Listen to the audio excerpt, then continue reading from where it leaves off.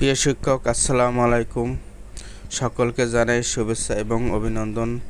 ষান্মাসিক সামষ্টিক মূল্যায়ন, শিক্ষকদের মূল্যায়নের করণীয় A to Z আপনাদের সামনে আলোচনা করব।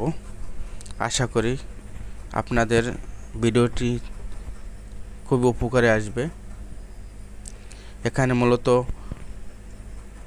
পরিশিষ্ট 1 থেকে 5 পর্যন্ত আছে। 1, 2 এই 2 ছকের কাজ পরীক্ষার হলে, তবে 1 হয়েছে নির্দেশনা বা ম্যানুয়াল, 2 রেকর্ড এখানে সংরক্ষণ করতে হবে। আর বিষয় শিক্ষক 3 নির্দেশনা আর 4 তাদের পূরণ করতে হবে খাতা মূল্যায়নের সময়। 2 এবং 4 এর সমষ্টি হইবে পরিশিষ্ট 5। ওই পিআইগুলো নৈপুণ্য অ্যাপসে আপলোড করতে হবে। তারপর আপনাদের সুবিধার্থে আমি একটা তথ্য আপনাদের পরে শোনাচ্ছি। পরিশিষ্ট 1 ছক দেখে পরিশিষ্ট 2 ছক পূরণ করতে হবে। 1 হইছে ম্যানুয়াল বা নির্দেশনা, 2 ছক পূরণ করতে হবে। পরিশিষ্ট 1 পর্যবেক্ষকের জন্য পর্যবেক্ষণ ছক। পরিশিষ্ট 2 পর্যবেক্ষকের রেকর্ড পর্যবেক্ষণ ছক এবং পর্যবেক্ষক যিনি হলেন মূল্যায়ন কক্ষে থাকবেন, তার মানে মূল্যায়ন কক্ষে শুধু পরিশিষ্ট 1 এবং পরিশিষ্ট 2 এই 2টা লাগবে। মনে রাখতে হবে 1 নির্দেশনা, 2 রেকর্ড সংরক্ষণ করতে হবে। তারপর বিষয়ভিত্তিক শিক্ষকের কাজ হলো পরিশিষ্ট 3 নির্দেশনা মানে ম্যানুয়াল, এইটা অনুসারে পরিশিষ্ট 4 পূরণ করবে খাতা মূল্যায়নের সময়। পরিশিষ্ট 2 এবং 4 ছক দেখে পরিশিষ্ট 5 পূরণ করতে হবে এবং সবার শেষে পরিশিষ্ট 5 এর পিআই অনুযায়ী নৈপুণ্য অ্যাপসে সাবমিট করতে হবে। আমরা সামনে পরিশিষ্ট 1 দেখতে পাচ্ছি। পর্যবেক্ষকের জন্য শিক্ষার্থীর কাজ পর্যবেক্ষণ ছক। এখানে জোড়ার কাজ, একক কাজ আছে যা পর্যবেক্ষণ করবেন। নির্ধারিত ক্ষেত্রে থেকে প্রকল্প নির্বাচন। এখানে নির্ধারিত ক্ষেত্রের সাথে মিল না রেখে প্রকল্প বেছে নিয়েছে, সেক্ষেত্রে চেষ্টা করছে।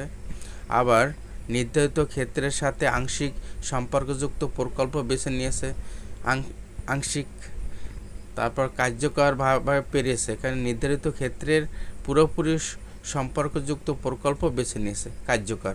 মূলত পূর্বের মূল্যায়নে আমাদের এই চেষ্টা করছে, এখানে ছিল চতুর্ভুজ, আংশিক, বৃত্ত আর কার্যকরভাবে পেরেছে এখানে ছিল ত্রিভুজ। কিছুটা লেখার তারতম্য বলতে গেলে একই। আর সংশ্লিষ্ট নির্দেশক নং এগুলো হলো পিআই, যেগুলো পরিশিষ্ট 5 পিআইগুলো নৈপুণ্য অ্যাপসে আমার সাবমিট করতে হবে।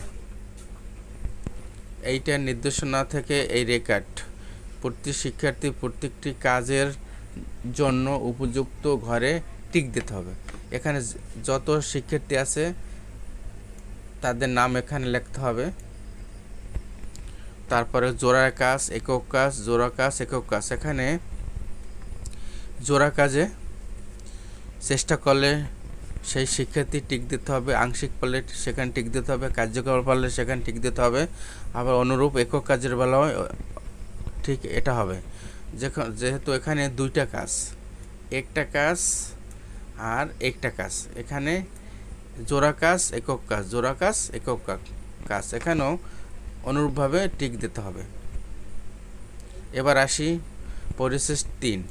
এটা মূলত বিষয়ভিত্তিক শিক্ষক, যিনি খাতা মূল্যায়নের সময় এই নির্দেশনাগুলোর আলোকে এই পরিশিষ্ট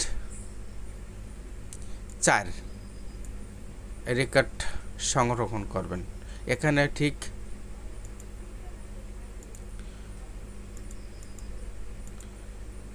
এখানেও ঠিক সেই সব শিক্ষার্থীর নাম তুলতে হবে। তুলে তারপর ওখানে যদি কার্যকর হয় তাহলে এই কার্যকর নিচে টিক দিতে হবে, আর আংশিক নিচে টিক দিতে হবে। এখানে মূলত আমার কাজ হয়েছে 6টা, যেমন 1 2 3 4 5 6। এক এক পরীক্ষায় এক এক বিষয়ে কাজ কম বেশি হতে পারে। যেমন জীবন জীবিকায় 6টা কাজ, আমার 6টা বিষয়ে এখানে টিক দিতে হবে, আংশিক হোক অথবা কার্যকর হোক বা চেষ্টা করুক। এখন আমি আসি পরিশিষ্ট 5, এইটা পূরণ করতে হবে পরীক্ষার হলে 2 এবং খাতা মূল্যায়নের 4। এই দুইটার সমন্বয়ে আমার এখানে সব শিক্ষার্থী এবং আইডি নাম্বার লিখে তারপর এখানে যদি কার্যকর হয় রেকর্ডে কার্যকর হয়, আর খাতা মূল্যায়নের সময় কার্যকারিতাও এখানে অবশ্যই কার্যকর, অর্থাৎ ত্রিভুজ, তারপর বৃত্ত, চতুর্ভুজ, এইগুলো দিয়ে ইন্ডিকেটর করতে হবে, চিহ্নিত করতে হবে। এখানে স্পষ্ট উল্লেখ আছে যে পরিশিষ্ট 2 এবং 4 ছক দেখে পরিশিষ্ট 5 পূরণ করতে হবে এবং সবার শেষে পরিশিষ্ট 5 এর পিআই অনুযায়ী নৈপুণ্য অ্যাপসে আপলোড করতে হবে। সারাংশ হলো পরিশিষ্ট 1 পরীক্ষার হলে, 2 পরীক্ষার হলে, অর্থাৎ 1 নির্দেশনা বা ম্যানুয়াল, 2 হচ্ছে রেকর্ড সংরক্ষণ। পর্যবেক্ষক যিনি সেই কাজগুলো করবে, দলীয় কাজ একক কাজের বেলায়। আর বিষয়ভিত্তিক যে শিক্ষক খাতা মূল্যায়নের সময় 3 নির্দেশনা, পরিশিষ্ট 3 নির্দেশনা, আর 4 কি করবে, 4 সে ওই খাতার নির্দেশনা অনুযায়ী দেবে।